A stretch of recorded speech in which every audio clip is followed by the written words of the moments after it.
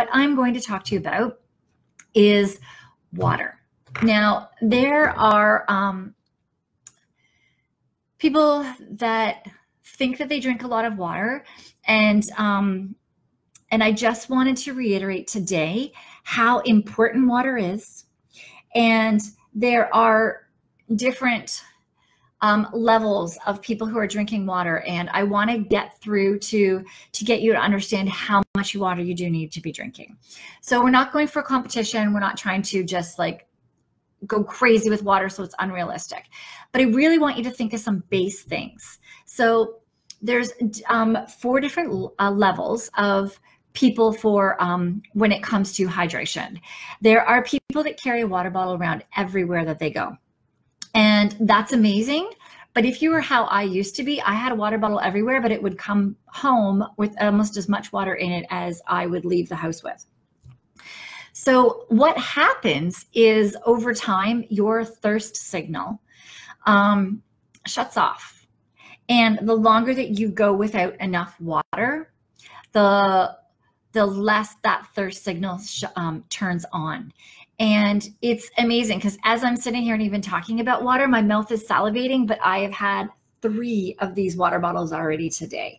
And one of the big questions I get is about peeing all the time. People don't want to pee. You will for the first bit, but as soon as your body starts realizing that 60% of it is made up of water, and if you think about this related to 60% of your body, you need to chug a heck of a lot of water in order to get enough for your whole body to use it.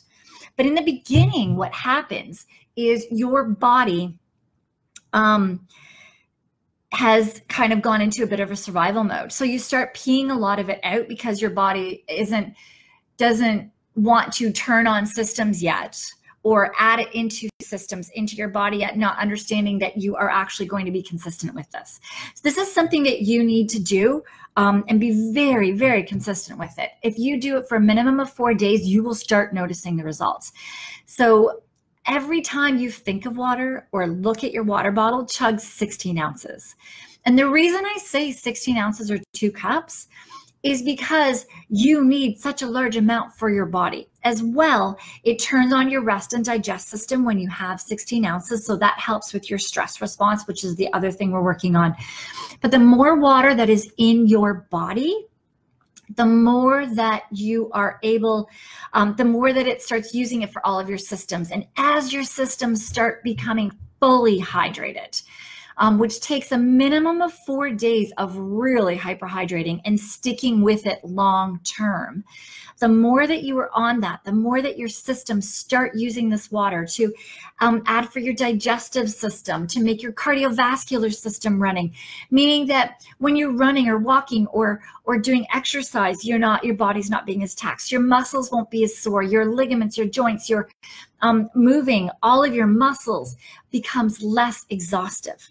So it's really important for you to drink this water, because the more that you do, the more that your brain can function, the more that you get that cerebral spinal fluid going up into your brain, the more your brain can think, the less that your brain needs to be trying to turn off systems or maximize what's being used and what's not, and everything is working full, your whole stress system decreases. It just really takes that stress off of your body. And this is so simple. It is not adding anything extra to your day. It is not something that's going to overwhelm you. And once your body gets used to using the water that you're giving it, it is going to make less trips for the bathroom because it's actually going to use it. So think about it. Really think about how many bottles goes into 60% of your body. I've had 3 of these today. And let's just say that could be from maybe like my shoulders down to maybe my belly button. Like I still have my legs to fill up, my arms to fill up, my midsection.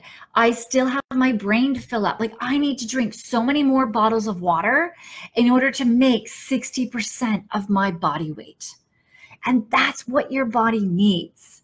So you will pee it out in the beginning, but if you are somebody who carries a bottle of water with you, or but doesn't drink 60% of your body weight a day, then, and think about it, on top of that, you're sweating it out, you're using it for other things that you still need to be adding more. So it is so important to really chug water. 10 o'clock, 3 of these already. Wake up. When you wake up, when you're sleeping, you sweat. When you're sleeping, you lose it in your breath all the time. Every time that you breathe out, there is water in that. So you need to, as soon as you wake up, put a bottle. This is always on my counter. I fill it up in the morning and I add 1 little rock of Himalayan salt into it at night. And as soon as I walk into the kitchen, I chug this whole thing, the whole thing. So this is 24 ounces or 1 cup, 2 cup, 3 cups. It's 3 cups of water. I chug this as soon as I wake up. And honestly, it makes such a difference to my energy throughout the day. It makes such a difference to how I'm feeling and how my brain functions, how the stress on my body. When I drink enough water, the stuff I get done in my day is unbelievable. So it's not about little sips. It's anytime you think you drink. Okay. So I wanted to go through, I got a little bit off on a tangent, but I wanted to go through the 4 stages of where people are at with water. So the first stage is where you carry a bottle around, but are you somebody that is constantly needing to fill it and looking for water stations wherever you're at in order to drink it? If not, you are totally ahead of the game and that you've got the habit of having your bottle there, but now make sure that you keep filling it up. So under that is where people forget to even bring water with them. So they think about it and they know that it's important, but they forget to bring it with them. So it's really important to make sure that you have water bottles with you. Have one always in your duty bag. Have a few in your duty bag, honestly. I have one that's always in my house and one that is ready to go out the door. So you always have one that's filled everywhere that you're going to make sure that you get enough water in. So forgetting is when you don't have it and you're not prepared. So it does not take a lot of time to prepare that water ahead of time. The other thing is the third level. So you have where you carry your bottle, and then you have where you forget to drink or forget to bring a bottle with you. And then the next one is where you're not thirsty. So that's where I've been talking about before too, about your thirst signal shutting off. And it goes into survival mode. And honestly, I was a trainer for 20 years and I always carried a bottle with me, but I never drank because I wasn't really that thirsty. I wasn't. But since I have been hyperhydrating, since I have been really making sure that I get enough water in me, my mouth is salivating for water all the time now, and a sip doesn't satisfy it anymore. So what you will find is if you're somebody that's not thirsty, be conscious of it, get those bottles with you and make sure that it's with you all the time. And that way you will get to the point where your body does start craving it and you get that thirst back. Stick with it for 10 days minimum, but 4 days is where you should start seeing this. And then the last thing would be where you don't even like the taste of water.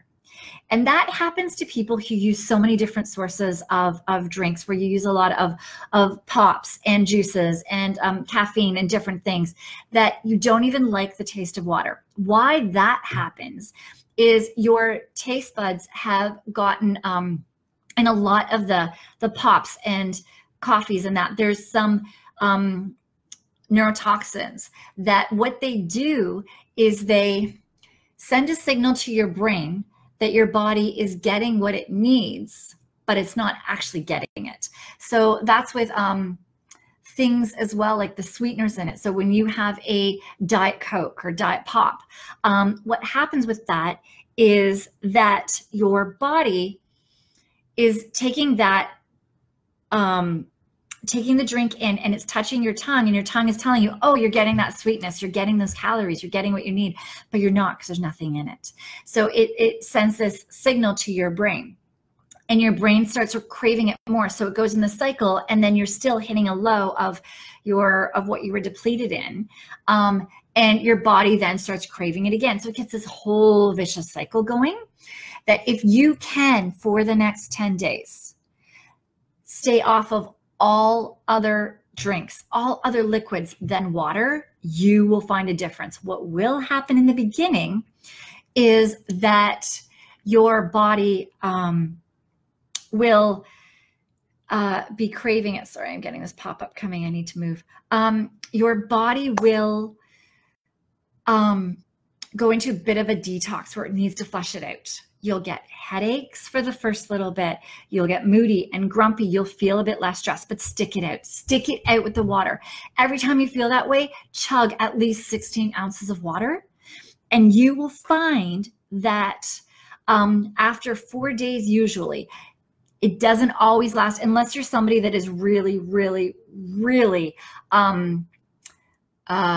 needs constantly these diet pops, diet drinks, pops, and all these chemical drinks. If you're somebody that relies on them a lot, it may take you more than 4 days, but stick with it, because what you will find is your energy will pick up. You will have so much less stress. You will be able to think clearer. You will be